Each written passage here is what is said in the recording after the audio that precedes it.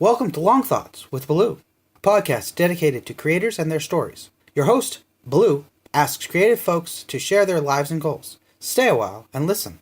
My guest today is Lauren, otherwise known on the YouTubes as LittleRichie. How are you today? I'm pretty good. So, in the pre-show, we talked about how you wanted me to call you by your name, but mentioned the channel. Why LittleRichie? Where did that name come from? I gotta know. So when I was starting my YouTube channel, I racked my brain for hours trying to come up with a channel name. And then one day, someone called me LittleRichie because Richie is my last name, and I'm the youngest member of my family, and so my whole life I've been called some variation of that, like Little Richie or Mini Richie or Small Richie. And so one day someone was just like, "Hey, LittleRichie," and I was like, that's kind of like, it's got a nice catch to it. Why not go with that? That's cool. That's really cool. I had to come up with something, too. I have a one-letter first name, and it's Jay, and everybody, it's a nickname. It's super common. I had to come up with something. Yeah. So that's really cool. So you have a YouTube channel that is small but awesome and growing every day. Oh, thank you. So, and for those of people who are going to listen to my show who haven't heard your show, I'm going to make sure to put in a link and everything. And you're so what's the word? I don't want to say real because that's cliche, but it's true. You're like, hey, look at me and my hair that is either awesome today, usually not, and here I am talking about my everyday stuff and just, I don't know. You make me laugh, and I can't be the only one. So, as a full-time college student, I imagine you're full-time. How do you find the time? Perhaps more importantly, why do you find the time to make a YouTube channel? So YouTube is just, it's really important to me. That's the thing, is like, it's kind of my outlet and like my stress relief. I actually am a full-time student and I have a full-time job. Whoa. And so that takes up most of my week, obviously. And then on the weekends, that's when I really just crack down and do YouTube. And it's just because like, that's really what I want to do. I'm studying journalism and more specifically film. And so I know that no matter where I go, I'm going to be doing something with video. And so in my eyes, YouTube is just getting more experience. And that's really where I can be myself. And that's probably my biggest passion and my biggest commitment. So it's not really that like, I'm like, oh, I really want to be doing YouTube. It's more honestly like I need to be doing it. It's my stress relief. I need it. Like I must, like some people play video games and others box. Yeah. Yeah. That's really cool. As a YouTube personality, and I love when I get to say that I interviewed a YouTube personality. That's fun. I love being called a YouTube personality. So it's all good. I bet. As a YouTube personality there, I should have again, just for you. What's the goal for the show? Is there an end game? Yes and no. So when I started YouTube, I thought very clearly, like, what would success look like to me? Because I know it's really easy to get caught up in numbers, and I never really wanted that to be me. So I really just want to help people. I guess that's my, like, end goal, is I want people to be able to find something in my channel that, like, they can implement into their own lives and help them out. And then I also did define, like, other things. Like, I would love to get a play button one day, or I'd love to sell merch one day, but those are things that are kind of on the back burner. Like if it happens, it'd be nice, but it's not like a goal, Mm-hmm. Play button. I'm unfamiliar with the term. Yeah, so it's like YouTube sends out their like kind of like plaques for 1,000 is like the bronze play button. Oh. And then it goes all the way up to the diamond play button, which is for 10 million subscribers. And it's just like a little frame that has a button in it, like the YouTube logo. Yeah. That has like your channel name, and it says like, congratulations for reaching, X amount of subscribers. Like a PlayStation trophy. Cool. Yeah. I don't know. That sounds pretty cool as a goal. Yeah. That's really cool. So your show is, I don't know, every show is very you, and yet just about everyday just stuff. And not enough channels do that, and I think that's wonderful. Do you have, what kind of editing goes into, I suppose I'm getting ahead of myself. When do you sit down and be like, well, today I'm going to talk about what irritates me? or did that slowly boil up in your brain over the course of the week? Like, how do you decide what your next YouTube video is going to be about? Sometimes it is just like, I'm like, I need to get this off my chest, so I'll make a video about it. Most of the time it's just, I need an idea, and so I just sit down and I like rack my brain. I'm like, okay, what would be funny? What do I want to talk about right now? And then I just make it. I also do have this huge list, like a Google Doc, of just whenever a video idea comes to me, I'll jot it down. So if I'm really in a bind and I can't think of a video idea, I can check there. Worst case scenario. That's wicked smart. I think I remember you mentioning that in one of your videos. That's really intelligent. That's a great idea. I need to, really, this show will be, there's no video component. But I uploaded to YouTube by attaching a Long Thought to Blue banner image to it, stretching it over the course of the audio and uploading it. But when I first started out to interview people, I would write stuff down, be like, okay, I know I can ask them this, this, and this, So that's really cool. I really hope you get like all the buttons.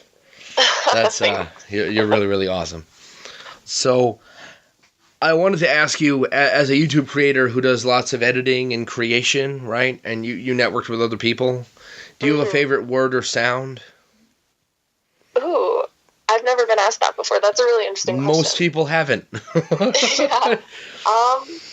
I don't know if it's kind of cliche, but I love the sound of rain. Like, when it's just, stormy and rainy outside, and then I'm inside and I'm, like, warm and cozy, it just makes me want to be productive and do stuff. If that's, like, clean my house or make a video, I don't know. It's just one of those sounds that whenever it looks like it's about to rain, I'm like, ooh, I'm so excited for, like, that noise of, like, rain hitting the roof. Yeah. That's really cool. Yeah. I've asked 53 people this question so far, and I've only gotten one repeat answer. Oh, and really? both of those people were new dads. So, and the answer was baby giggles. And I was like, that's wonderful, right? But it's amazing to me how many different creatives don't. I've interviewed many poets, right, and creators, and a couple of YouTube personalities, and no one gives out the same thing, which is really cool. Yeah, that is interesting. So, and I always thought, like, dude, what's your favorite color? Would be way too easy. So I had to come up with something. So on the subject of word or sounds, I'm not going to mention it on the show, but in the email, I told you who I'm going to interview next. Do you have a question for them? Because my other half, who is brilliant, suggested that I can't be the only one to ask questions. I would say ask them, well, I'm sure you're planning on asking them something along these lines, so it's a pretty boring answer, but just how they got into what they're doing. And then something I really like to ask other creators is, what do you do when you have no motivation and when you just really don't feel like creating, but you have to because it's your job? How do you get past that? It's a great question. I will most certainly ask. Speaking of that, when you're, if I suppose more realistically, if not when, if you have downtime that isn't job and isn't school, and you've already done your YouTube video, right, and you're going, I want to level out and de-stress. What do you do? Do you hike? Do you read? Do you play video games? What do you do? I'm actually a huge geek, so I always go for some sort of movie or TV show or comic or video game. That's my way of de-stressing. Now the big question, do you binge watch? I do. I'm super guilty of that, yeah. So am I. What are you binge watching right now? Right now it's New Girl. New Girl. I don't know New Girl. Yeah. I'll have to look it up. Oh, it's super good. It's super funny. It's super lighthearted. So that's why I'm really into it right now, because like I've been so busy and so stressed that it's nice to just sit down and watch a comedy sitcom kind of show. Have you seen The Good Place?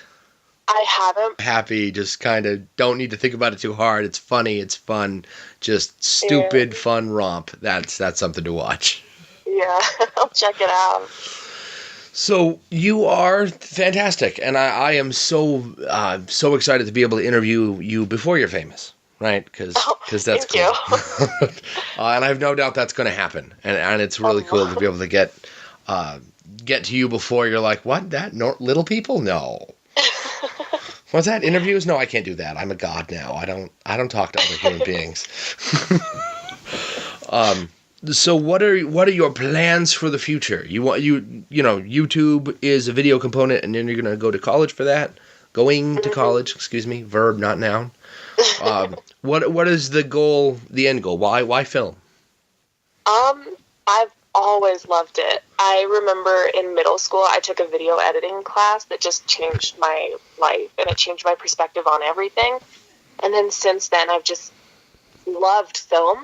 And in high school, I never did it, but I would go to the movies because, like I mentioned, I'm a huge movie lover. Right. I would go to the movies, and one of my favorite parts of the movies was watching the credits because I would think, how cool would it be to see, my name sweep up there? That would just be so awesome. And, just that kind of mentality all throughout high school. And then once I got to college, I was like, I got to do something about this. And so I started college as a computer science major. And then this calling was inside of me, and I was just so unhappy where I was that I was like, I have to do something. So I switched to production and started pursuing that. And now I'm thinking, hey, if YouTube doesn't work out, there are tons of businesses that need commercials. I'll be able to survive doing this if it's on YouTube or in Hollywood or what else. Options are good, and a plan is good too. Yeah. Something you mentioned in one of your previous videos that I wanted to bring up. You suggested that it's important to have people in your life that support the way you're doing you, right? Yeah. How do you transition from when you were in computer science? I can't imagine that all the people in that class were like, go movies, yay. They were more like, go basic coding, yay. Yeah. When you make the transition from group A to group B, is that rough? Was that a rough transition for you? Did you lose friends over it? I didn't lose friends, but it was difficult because, and it still is difficult. I'm currently a freshman in college, which means I'm living on campus. Right. And because I started it in the College of Natural Sciences, I was in a learning community, which means that, where my dorm is, all of the people who live there are in natural sciences. And I'm still there, even though now I'm a liberal arts major. And that's really bizarre because, all the people around me are talking about, basic coding and biology and psychology. And I'm sitting over there in the corner oh, I'm taking a news writing class. I'm learning how to interview people and write news stories about it. Wait, they give classes on that? They do. It's That's so awesome. cool. I need to take one of those. I just kind of wing it. Yeah, no, they're so fun. They're so fun. That's wicked cool. Yeah, but my family was really cool about it. It was actually my sister who convinced me to do journalism because I was just so miserable in computer science. And I was like, well, I'm so blocked in and I don't know what else I would do. And she was like, journalism has a film. And so I took the intro class and just fell in love. You're like, this is it. Yeah. That's yeah. awesome. And now all my classes pretty much are fun. I'm like, even though I don't want to be a news writer, news writing is so much fun. Well, that's good. You should, the adage, love what you do and you're not working, right? I think it's overused and cliche, but I think it's true. I think if you love what you do, it's not really work anymore. That's true. It's fun that generates money. Mm-hmm. Yeah. So, as a huge movie buff, right? Do you have a favorite movie? And perhaps more, as a separate question, do you have a favorite aspect of film? Lighting, sound? What do you think can make or break a movie? Yeah, so I think acting is one of the most important aspects. But then deeper, I think script writing, because you can have a fantastic actor and a horrible script, and then nothing's going to happen. And then other than that, I just think music and editing are what really makes a film. And I might be a little bit biased because those are my favorite parts of filmmaking. But I really, when I'm watching a movie, I am a huge dork. I'll rewind it and rewatch it, or pause, play, trying to figure out exactly how they edit it in parts. Because I think it's just so fantastic. And when I see it well done, I want to learn from it. But I really do think that can make or break a film, is the script and then the editing. Absolutely. I'm not nearly into it as you are because I don't have the perspective. But if I played one of my favorite video games and then just that, like Final Fantasy is known for its musical score and its character development and blah blah blah, and then if you pushed the button and took away the music, the game would not be the same. Exactly. Even though it's the same game. Yeah, absolutely. Yeah. Script writing, there's got to be like a whole bunch of magic skill that goes into that I do not have. I haven't. So 4-year college, like right after that, you're going to be a Hollywood superstar? Is that the plan? I mean, if it works out, hey, I'm not going to argue. But the plan, honestly, I don't know what I'm going to do right after college. Because, like, the end goal is to move to LA. Oh. I would love to live there. That's expensive, and I would need an income before doing that. Right. So, LA because honestly, of the possible connections or because of the weather? The weather and the connections. I do have a family friend who works with the Food Network, and he has done a little bit in LA, but not a lot. And that's the only connection I have, like, before going in. So I would love to move out there and build more connections. Plus, it's like the YouTube hub. That's where, like, the main YouTube space is. And so it'd be nice to live there. Right, yeah. That's really cool. 2 things. 1, having any connections is better than having none. And I do so love the Food Network. Yeah. There is quality content to be had on the Food Network. Yeah. Then again, I weigh like 320 pounds. So, perhaps too much content is on the Food Network. So... I actually don't really know what to ask you next. Is there anything you want to talk about? Let's see, projects coming up. I just feel like to give an answer, projects coming up, more of the same, more of just, rant type videos. Mm-hmm. I do have a couple of really interesting collaborations coming up that I'm really excited, and I don't want to give too many details away. But I am working with some old friends who are also on YouTube to create some really cool pieces that I'm super, super excited about. Ooh, I can't wait to hear about those. So before the crackly break thing, you were talking about how come you chose YouTube over Vimeo. Mm-hmm. Yeah. So I really just think YouTube, like, the options are limitless. You can do anything you want to, no matter what your interests are. You can find a niche and you can pursue it. And I just don't think there's any other platform that has that kind of capability in the internet space for content creation, specifically video content creation. I haven't really looked, but I have no doubt YouTube is so big and it's huge. Yeah. Do you plan to make, in the long run anyway, do you plan to make money to monetize your videos? Yeah, that's the hope. I mean, I'm a college student, so any way I can make money, I'm gonna go you are for broke. it. Yeah. I did the college thing. It was rough. Yeah. So this has been wonderful. Is there? We are coming up on the 20-minute marker, and I have no idea how come my phone is being a pain. So for fear of it malfunctioning again, if it's okay with you, I'm going to wrap up the interview early. Yeah, that sounds good. Is there anything I should have asked you that I didn't? Anything. I should have come prepared for that question being a journalism student, but I didn't.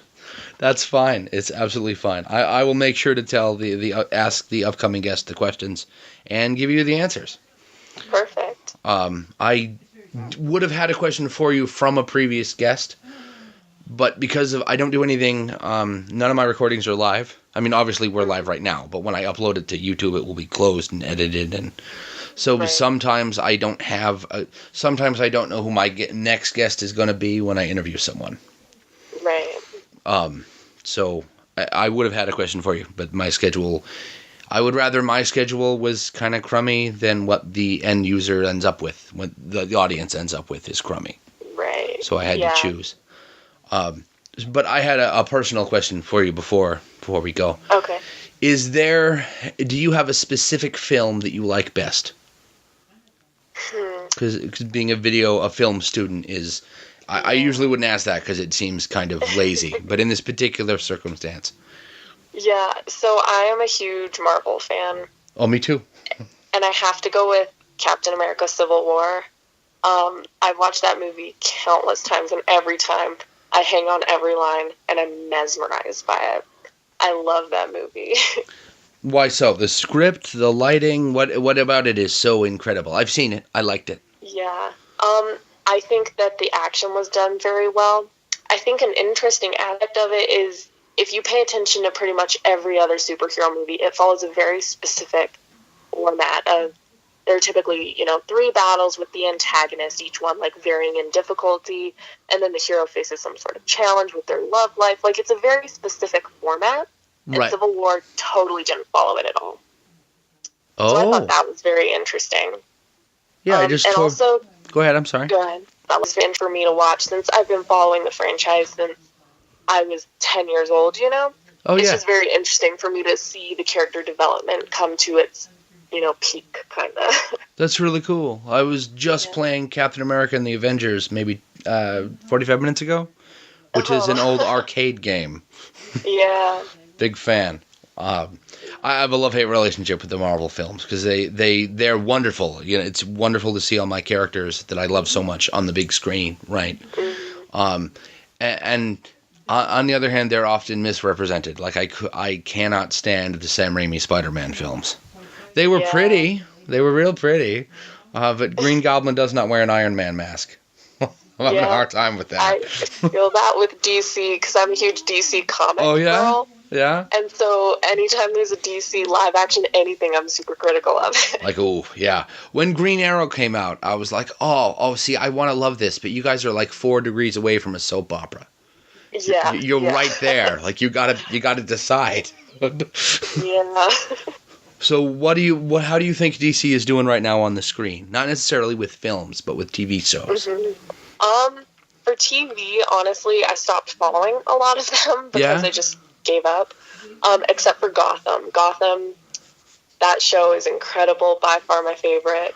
It's just amazing. I think I've only seen the first 2 seasons. Yeah, but I wasn't a fan of the first season, but then it just got so interesting. Like the character dynamics is just so all over the place. How did you feel about the descent of the Riddler when he was normal and then he was crazy and then the kind of 2 halves of him? How did you feel about that? Yeah, I loved it. Honestly, I really appreciated his dynamic with Oswald. It's just very interesting to watch that develop. Absolutely. Have you seen the Batman cartoon, the one from the mid-90s? I've seen like the first season.